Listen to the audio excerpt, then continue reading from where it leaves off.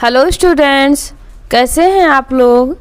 आशा है आप सभी स्वस्थ होंगे, पढ़ाई में व्यस्त होंगे। आज इस वीडियो में क्लास 10th हिंदी कृतिका भाग 2, इसमें मधु कंकरिया द्वारा लिखित यात्रा वृतांत साना साना हाथ जोड़ी, इस रचना का सारांश। यह पाठ मधु कंकरिया द्वारा लिखा एक यात्रा वृतांत है, जिसमें लेखिका ने सिक्किम की राजधानी गंगटोक और उसके आगे हिमालय की यात्रा का वर्णन किया है, जो शहरों की भागम भाग भरी जिंदगी से दूर है। लेखिका गंगटोक को मेहनती बादशाहों का शहर बताती हैं, क्योंकि वहाँ के सभी लोग बड़े ही मेहनती हैं।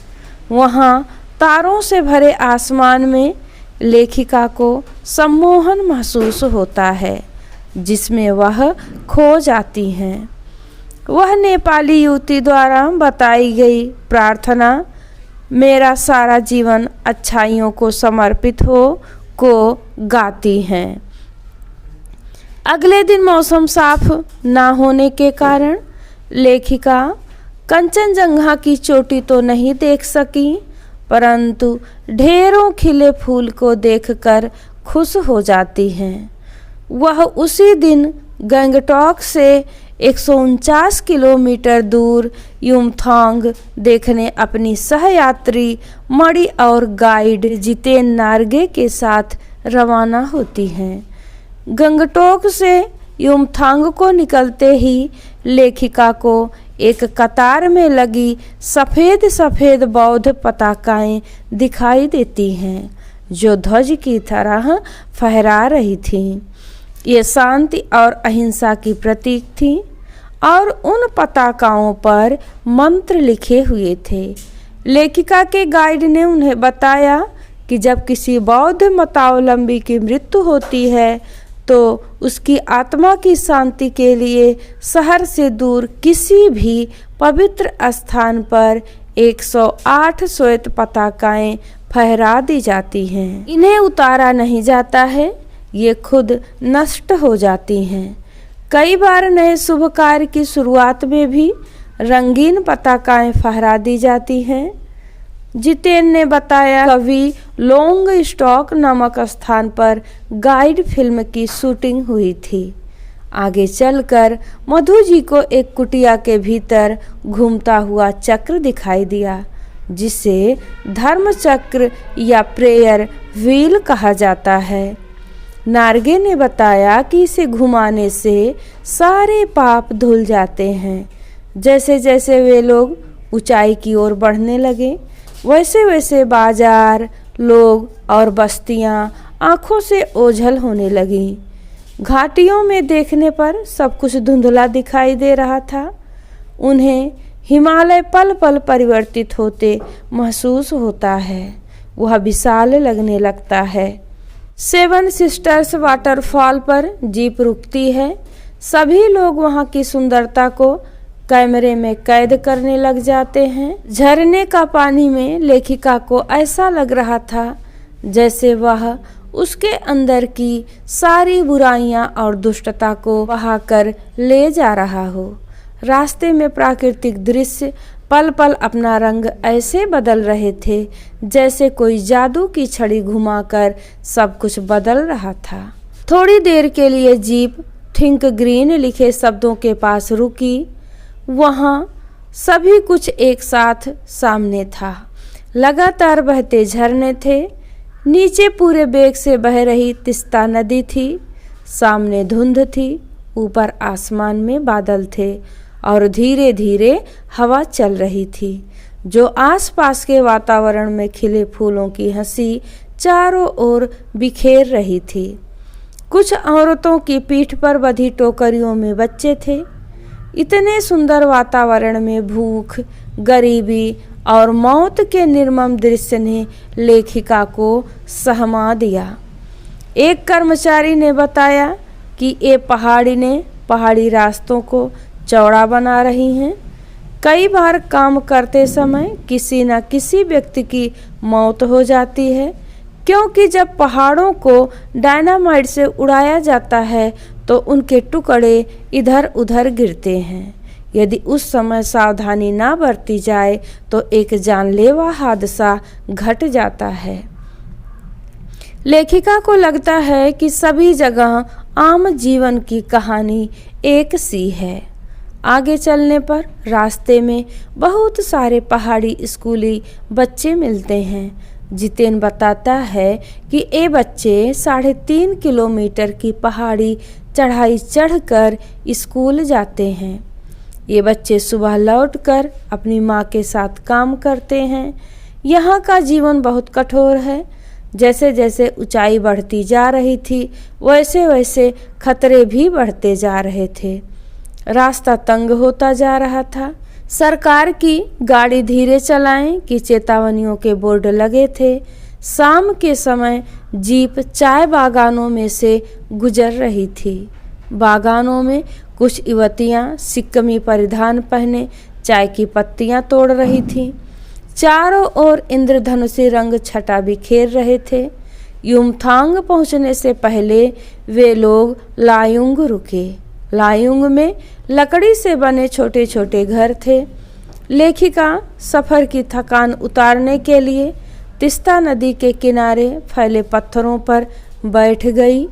रात होने पर जितेन के साथ अन्य साथियों ने नाच गाना शुरू कर दिया था। लेखिका की सहयात्री मणि ने बहुत सुंदर नृत्य किया। लायुंग में अधिकतर लोगों की जीविका का साधन पहाड़ी आलू, धान की खेती और शराब था। लेखिका को वहाँ बर्फ देखने की इच्छा थी, परंतु वहाँ बर्फ कभी भी नहीं थी। एक स्थानीय युवक के अनुसार प्रदूषण के कारण यहाँ स्नोफॉल कम हो गया था। कटाव में बर्फ देखने को मिल सकती है। कटाव को भारत का स्विट्जरलैंड कहा जाता है। मणि, जिसने स्विट्जरलैंड घूमा था, ने कहा कि यह स्विट्जरलैंड से भी सुंदर है। कटाव को अभी तक टूरिस्ट स्पॉट नहीं बनाया गया था, इसलिए यह अब तक अपने प्राकृतिक स्वरूप में था। लायुंग से कटाव का सफ़र 2 घंटे का था। कटाव का रास्ता खतरनाक था। जितेन अंदाज से गाड़ी चला रहा था। चारों ओर बर्फ से भरे पहाड़ थे। कटाव पहुंचने पर हल्की हल्की बर्फ पड़ने लगी थी। सभी यात्री वहां के वातावरण में फ़ोटो खिंचवा रहे थे। लेखिका वहां के वातावरण को अपनी सांसों में समा लेना चाहती थी। उसे लग रहा था कि यहाँ के वातावरण ने ही ऋषि मुनियों को वेदों की रचना करने की प्रेरणा दी होगी। ऐसे असीम सौंदर्य को यदि कोई अपराधी भी देख ले तो वह भी आध्यात्मिक हो जाएगा। मणि के मन में भी दार्शनिकता उभरने लगी थी।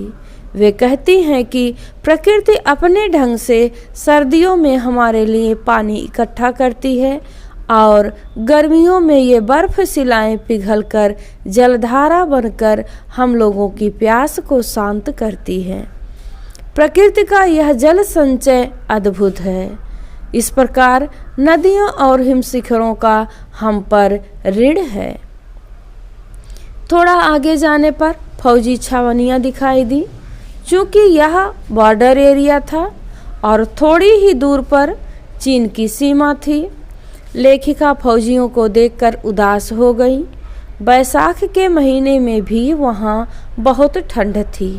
वे लोग पौष और माघ की ठंड में किस तरह रहते होंगे। वहाँ जाने का रास्ता भी बहुत खतरनाक था। कटाव से युमथांग की ओर जाते हुए प्रियुता और रुडेंड्रो ने फूलों की घाटी को भी देखा। युमथांग कटाव जैसा सुंदर नहीं था।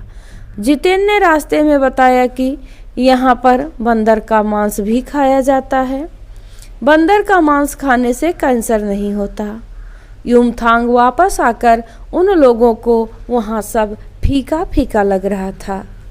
पहले सिक्किम स्वतंत्र राज्य था, अब वह भारत का एक हिस्सा बन गया है। इससे वहाँ के लोग बहुत खुश हैं। मणि ने बताया कि पहाड़ी कुत्ते केवल चांदनी रातों में भौंकते हैं। यह सुनकर लेखिका हैरान रह गई। उसे लगा कि पहाड़ी कुत्तों पर भी ज्वार भाटे की तरह पूर्णिमा की चांदनी का प्रभाव पड़ता है। गुरु नानक के पद चिन्हों वाला एक ऐसा पत्थर दिखाया जहाँ कभी उनकी थाली से चावल छिटक कर बाहर गिर गए थे। खेदुम नाम का 1 किलोमीटर का ऐसा क्षेत्र भी दिखाया जहाँ देवी देवताओं का निवास माना जाता है। नार्गे ने पहाड़ियों के पहाड़ों, नदियों, झरनों और वादियों के प्रति पूज्य भाव की भी जानकारी दी। भारतीय आर्मी के कप्तान शेखर दत्ता के सुझाव पर गंगटॉक के पर्यटक स्थल बनने और नए रास्तों के साथ नए स्थानों को खोजने के प्रयासों के बारे में भी बताया। साना साना हाथ जोड़ी का शाब्दिक अर्थ है छोटे छोटे हाथ जोड़कर। आशा है इस वीडियो से आप सभी को इस पाठ का सारांश अच्छे से समझ में आ गया होगा। सारांश अच्छे से समझ में आने पर आपको किसी भी टाइप के प्रश्नों का उत्तर जानने समझने में आसानी होगी। आज के लिए बस इतना। मिलते हैं अगले वीडियो में इसी चैप्टर के ऑब्जेक्टिव क्वेश्चन आंसर के साथ। तब तक आप लोग पढ़ते रहिए, मस्त रहिए, व्यस्त रहिए। Bye bye.